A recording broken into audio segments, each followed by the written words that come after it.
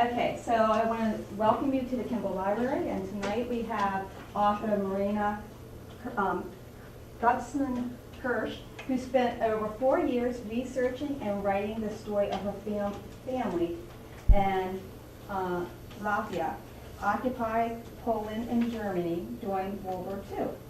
Her book, Flight of Remembrance, was an award-winning finalist in the narrative nonfiction category of the 2012 U.S. Best Book Award. She lives in Kensington, New Hampshire, and is also a graphic designer and editor, a New Hampshire Humanities to Go speaker, and an area director in Toastmasters International, a worldwide organization that teaches public speaking and leadership skills. Her presentation provides an opportunity to gain a new perspective on World War II. Thank you, Lois. Thank you.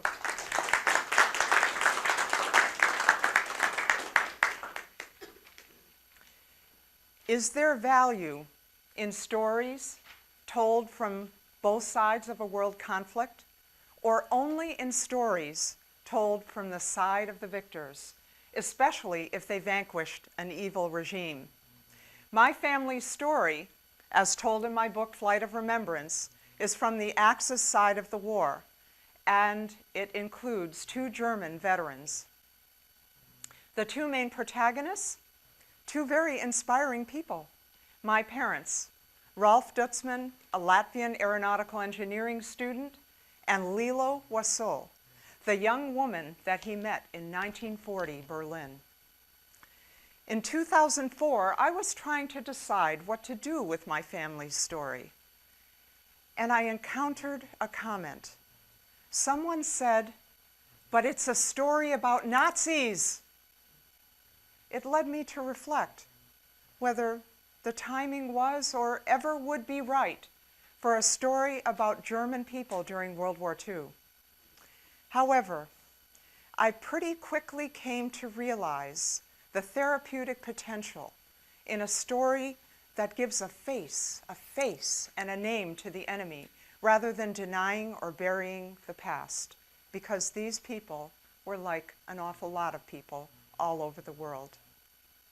Maya Angelou once said, "History, despite its wrenching pain, cannot be unlived, but if faced with courage, it need never be lived again." I add only one thing to that, and that is, if faced with courage and understanding, it need never be lived again.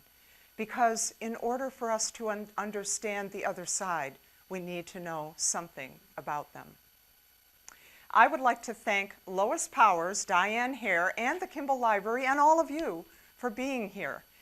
I have a special delight as a presenter who's presented not only in this state but in others. I get to visit so many wonderful parts of our country. And my favorite, right here, the Granite State. New Hampshire libraries rock. They are the best. They are the most welcoming. And I so am delighted to be here in Atkinson tonight. 3 main objectives have developed out of reviews of my book and also reviews of my presentations. The first one is to share a story of war waged on home soil on the losing side. When you think about that, that has never happened here in the U.S. other than the Civil War.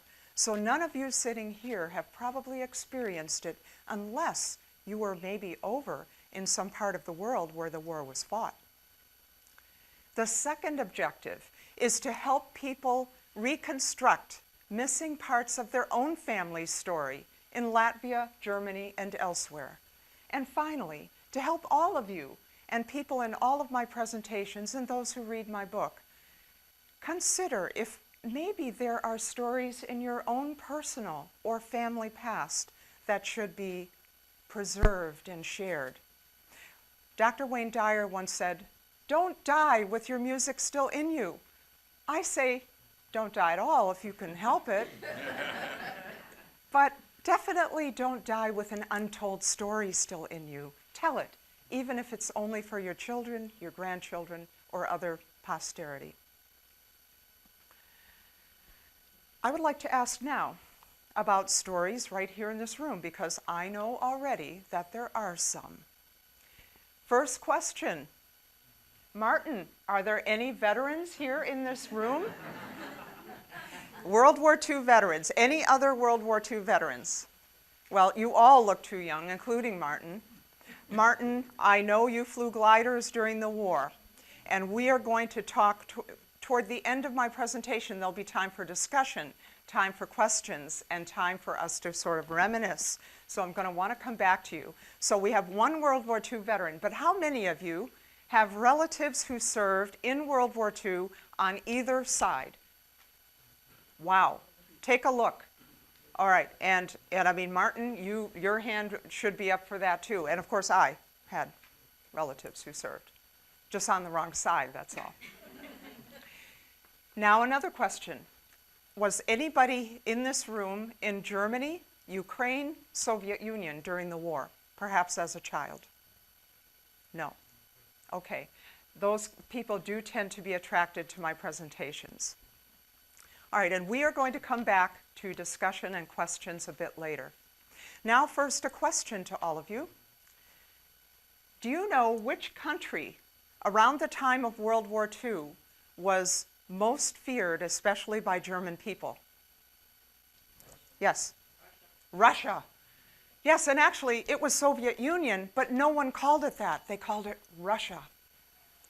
Now, in October of 1939, my father, Rolf Dutzman, had just started studying aeronautical engineering at the University of Riga, his lifelong dream, when an ominous phone call came from his father, Ernst, urging him to come home immediately. That phone call marked the end of life as Rolf knew it, because his father, Ernst, major in the Latvian army and head of a department in a munitions laboratory, had gotten wind of the fact that the Russians were coming. And to my family and many other families of German heritage, who, by the way, were scattered all over Europe, not just in Germany, a Soviet takeover meant almost certain execution or deportation. But the only country that would accept people of German heritage was Nazi Germany.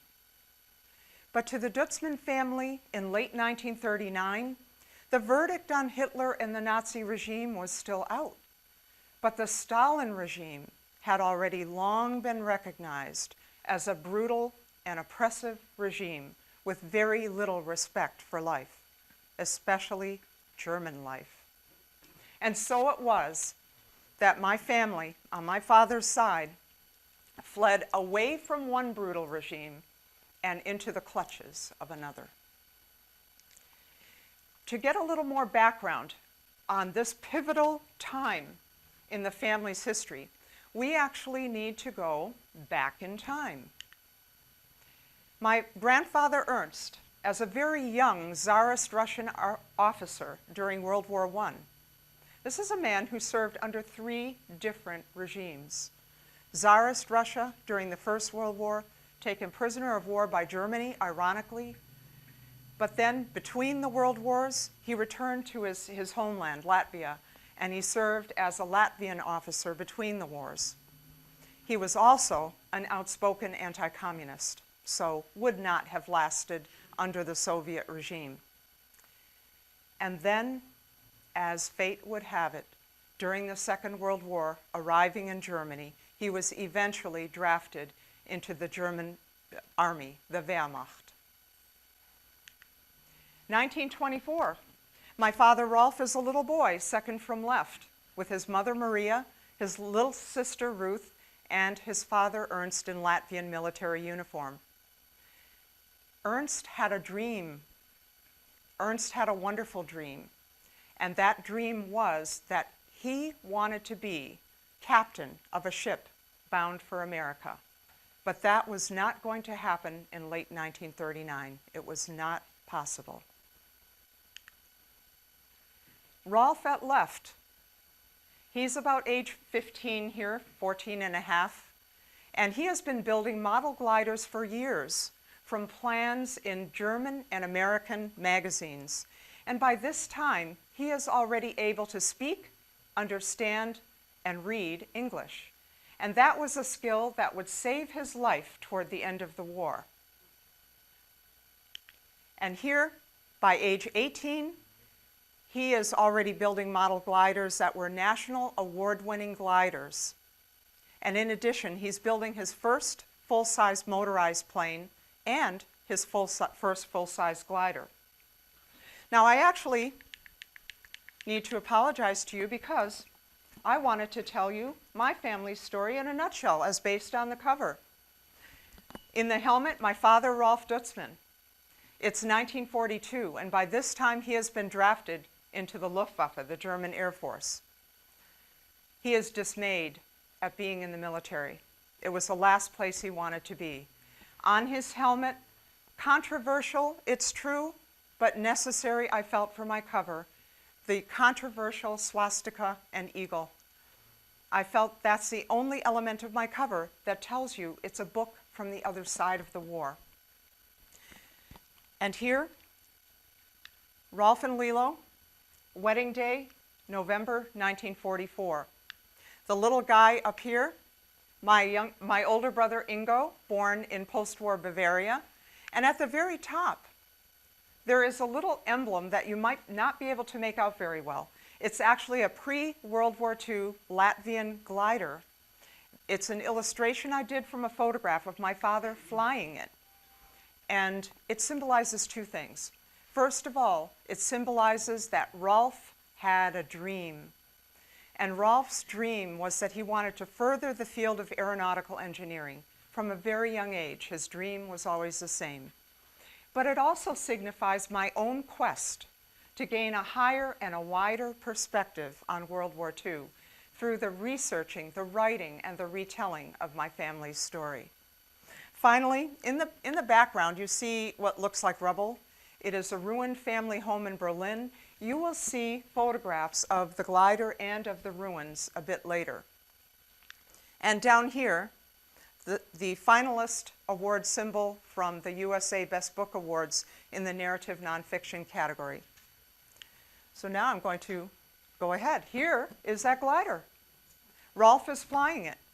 This glider was constructed by a group of young men in Latvia called the Izargs. The Izargs, Martin, were the closest thing that Latvia had to a National Guard between the world wars. And when the Soviets came, the Izargs were forced to disband, and they never did reform again. But Rolf knew he could fly that glider. He was confident. It was his first time being airborne, and he was thrilled. Now here you'll notice something interesting. My grandmother Maria was wearing the same dress in 1935 that I have on. My grandmother hand-tailored and embroidered it in the early 1930s. It is an authentic Latvian embroidery pattern based on information I obtained from a costume museum in Riga, Latvia. And she altered it to fit me when I was a teenager. It's nothing short of a miracle that it still fits. And the jewelry I'm wearing is also Latvian. It's called a kurzem brooch. I did not know about this jewelry as part of the family heritage when I wrote my book, or I would have shown pictures in there. These were worn by women on the southwestern coast of Latvia, called the Kurzem region, and they were a sign of the family's wealth. So if you had 4 or 5, you wore them all. I also want to show you the sleeves of the dress, what I actually feel is the most elegant part of this dress. We have many other beautiful examples of my grandmother Maria's needlework, but in addition, we have a treasure trove of photographs. 132 are in the book, but I left many out. I had to pick and choose. We have letters, we have documents, we have memorabilia. But what inspired me the most was a family history written by my parents, Rolf and Lilo, in the early 1990s. It fully impressed upon me what a treasure my family's story is and convinced me that I should share it with other people. So I'm delighted to be able to share it with you tonight. Rolf, his mother Maria, and his sister Ruth. It's 1939, and very shortly after this photograph was taken, they, along with Rolf's father Ernst, and 50,000 other Latvians of German heritage fled Latvia in the month of December 1939. The winds of war are already floating over Latvia, and tragedy is about to descend. War, of course, has already begun in Poland. And their fears, by the way, were chillingly accurate, because after the Soviets arrived, tens of thousands of Latvian citizens were either executed or deported, and Latvian officers were shot on the spot. My grandfather would have been among them had they not fled. But wave upon wave of tragedy inundated not only Latvia, but all of Eastern Europe, including Poland, all of the Baltic states, all of Eastern Europe. And that included the Nazi takeover in 1942. This was the second wave. The third wave was when the Soviets came back again, and every time people died, people were murdered. And in this case, 75,000 Latvian Jews were murdered in a matter of months. This is taken from German archives, and in a sinister fashion, it shows only Latvian collaborators, which later led people to believe that Latvians were raging anti-Semitists. But in fact, they were often forced to serve on the side of whatever brutal regime had taken over. Finally, a map. Map of 1939, Northern Europe. Now, in the tan, the light tan, is Germany proper. It includes over here East Prussia. In the darker tan are the countries that Germany has already annexed, and that includes half of the former Poland. The other half of Poland, over here in the red and off the map, was taken over by the Soviet Union. And this began to happen in August of 1939, right after the Molotov-Ribbentrop Pact. Up here, Estonia, Latvia, Lithuania, the three Baltic states, very much desired by the Soviet Union because they wanted an outlet to the Baltic Sea, which otherwise they did not have. Now, the family lived here in a military enclave called Kara Osta, just north of a larger city called Liepaja, right on the Baltic coast. And when the family fled, they fled from the capital city of Riga via this dotted line trajectory down to an island here that was part of Germany proper called Usedom. As soon as their ship left the port city of Riga, they became people without a home, people without a national identity, and people who had no idea what their fate would be under the Nazi regime. There were 2,000 people of German heritage on that ship with them, fleeing to safety. Now, after they arrived at this island of Usedom, it didn't take too long before one of their worst fears was confirmed. They were sent to occupied Poland, here, to a city called Posen. And what happened in Posen? First of all, Rolf on the train, writing in his diary, wondering what the fate will be. And he is apprehensive. He fears that he might be immediately drafted rather than being allowed to finish his aeronautical engineering education. His mother Maria, at the left side of this photograph, pondering what the family's future will be. Their immediate future, they were put up in a cold barracks. They slept on straw on the floor, and the food was equally dismal. But that too did not last very long. Next, they were sent here to Litzmannstadt. Notice how close this is getting to Soviet-occupied territory in the red. One of the worst fears of my father's side of the family was the Soviets. But in Litzmannstadt, my grandfather was not able to find work that was commensurate with his skills. So then the regime sent the family to Berlin. And it was not long after that that the regime, fully aware now of my grandfather's high technical skills, sent him up to this island again, after drafting him into the Wehrmacht, which is the German army. And there, he was a major in the army, and he trained under Wernher von Braun, the rocket genius, for V-2 rocket inspection. Now, that was a top secret installation there on that island. It was at the northwestern tip, right there. Top secret, but it didn't remain secret for long. In August of 1943, it was badly bombed by the Allies, and the regime knew that they would have to seek a safer place for mass production. They chose right here, near a city called Nordhausen. Actually, it's a town. It's not very large, in the Harz Mountain region. And there was already a vast underground network of tunnels, which became a top secret underground installation called Mittelwerk. And it was there that my grandfather was sent, and for 14 months, he worked as chief inspector of the V-2 rocket at that installation. A little more on that in a bit.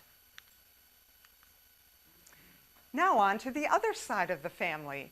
My mother, Lilo, is the little 2-year-old girl with her mother, Gertrude, and her father, Walter. Gertrude is a major, major character in this family story. Lilo was born and raised in Berlin, so she had a little bit different perspective than Rolf on what was happening in Germany and on Hitler's rise to power, although she was very young when he rose to power. Here at age 10, she's in a photographic studio. There was no camera in her family. We have beautiful photographs, but most of them were taken in studios. Now, in Lilo's family, no one joined the SS, no one joined the Nazi Party, and no one was supportive of Hitler. It was the same on my father's side of the family. They, of course, were latecomers to the scene. But in Lilo's family, no one joined either, and she refused to join the League of German Girls, which was equal to Hitler Youth for boys. She considered the group and the girls who joined to be sinister, fanatical, and atheistic. And Lilo had a very, very strong faith. So she was not about to join. She was fortunate because only a year after she graduated, all young people were forced to join the Hitler Youth groups. And Lilo had a dream. Do you see a theme developing here? Members of my family had dreams, and her dream was for a supportive, harmonious, and loving home life and marriage, which her parents unfortunately didn't have. Lilo was an only child, and the marriage was rocky between her parents. When she was only 13, they divorced. So Lilo had a dream, and she's 19 here and about to meet Rolf at a dance at the Olympic Stadium Cafe in Berlin. Now Rolf, meanwhile, after the family arrived in Berlin, he was allowed to finish his aeronautical engineering education at the University of Gdansk, which was enclosed by occupied Poland. But that didn't last long, and he was drafted. Along with his diploma came the draft notice in the mail. He was drafted into the Luftwaffe, the German Air Force. He was greatly dismayed at this. Now, at this time, there was something in the news, 2 words, that were the words of the greatest dread to all German military personnel. Would anyone like to guess what those 2 words were? Eastern Front, exactly. In German, 1 word, Ostfront. Rolf was fortunate in that he was not sent there. The stories filtering back from the vastness of the snowbound Russian countryside were beyond horrifying, brutal, and unforgettable. Rolf was fortunate in that he was employed primarily in technical capacities at the beginning and in glider flight training. Here he is in the seat of a Grunau baby in 1943. Then later in the war, he trained to be a navigator. He was hoping that through all this training and things he was doing, that the war would end and he wouldn't be sent to the front. Now, a bit about the bombing of Germany. 1.4 million tons of bombs fell on Germany, and there were 393 air raids over Berlin alone. They will never find all the bombs that are still hidden in basements and below foundations. This is what I used for the cover of my book. In the background, it is the ruined family home in Berlin, the exterior and the interior. And the only reason we have these photos is because Rolf went back to inspect the damage. He got bomb furlough. All you could get anymore for leave was bombing leave or wedding leave. So he took it and took these photos. He was amazed and horrified at the devastation of Berlin as his train approached the city, and then as he made his way laboriously on foot to the site of the ruined home. Lilo and Gertrude's home, Gertrude is Lilo's mother, so my grandmother, was also destroyed in stages, one floor at a time, until finally the top 2 floors blown away, walls and ceilings badly damaged, the windows shattered, that happened early, pipes burst, and water flowing into the apartment. They could no longer live there. The word was, no working person leaves Berlin. You weren't allowed to flee the city. If you had a job in the city, you had to stay at your post. But if you read my book, you'll find out how they finally got out. It was thanks to Lilo's mother, Gertrude, that they finally received permission in March, late March of 1944, to leave the city. Also, toward the end of the war, people on both sides of my family had to flee the advancing Soviet troops and Allied troops from the other side too. And some members of the family remained trapped in what became East Germany. Lilo never saw her father again. She never saw her stepmother, her stepsisters. But today, on a lighter note, she's 95, and she's in touch with her oldest stepsister by email.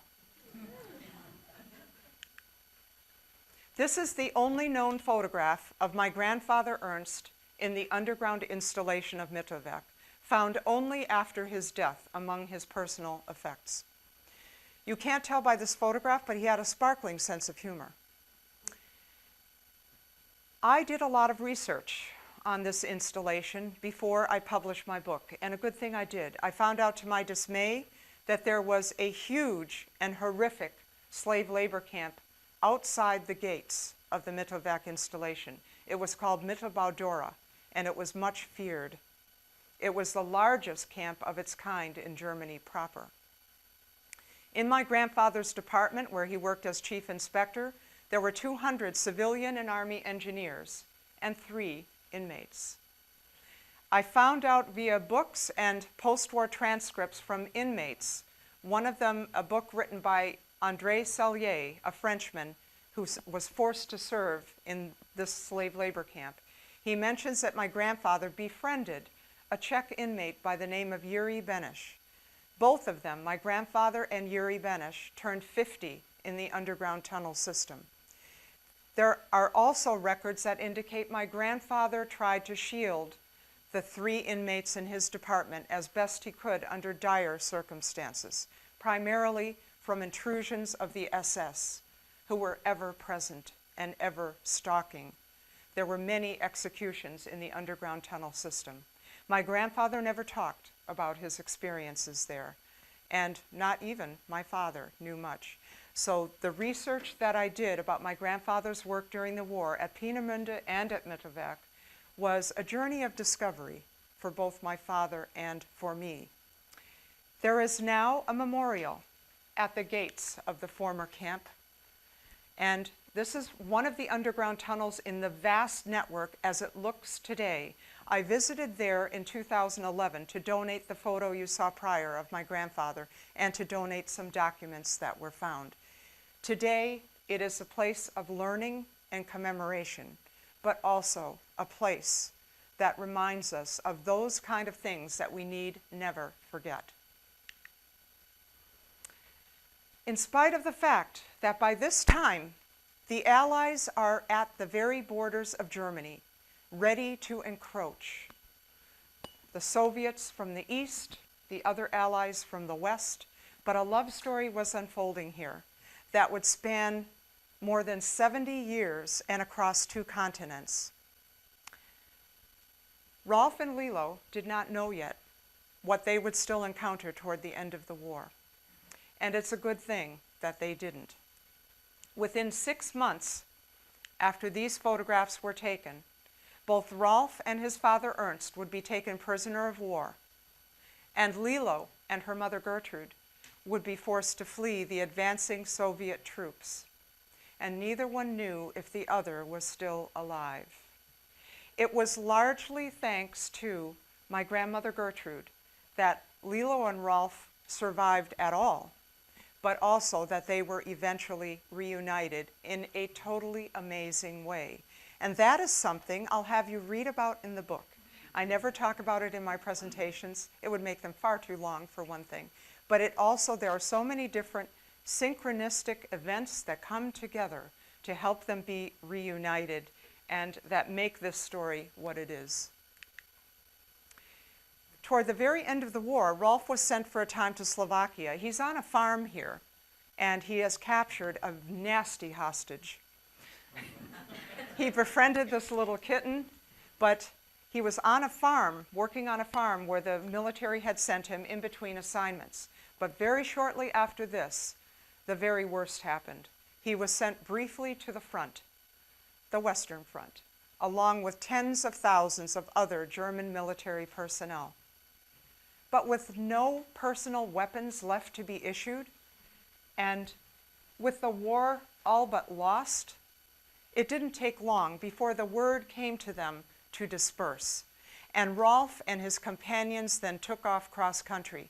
Rolf walked over 160 miles in late winter cross-country homeward, hoping that there was still a home to return to, because no one knew. But between that one and this one is the most dramatic part of the story. And again, that's what I'm going to have you read about in the book. Now, this is my favorite post-war photograph of Rolf and Lilo. And they are smiling down at someone or something. I use this on the dedication page of my book, and I didn't know what they were smiling at. Him. That's my brother Ingo at age 2, and here he is at age 3. The only German child to grow a tail in the post-war years. That was due to my grandmother Maria, the one who made this dress. Her needlework skills were quite incredible, but so was her sense of humor.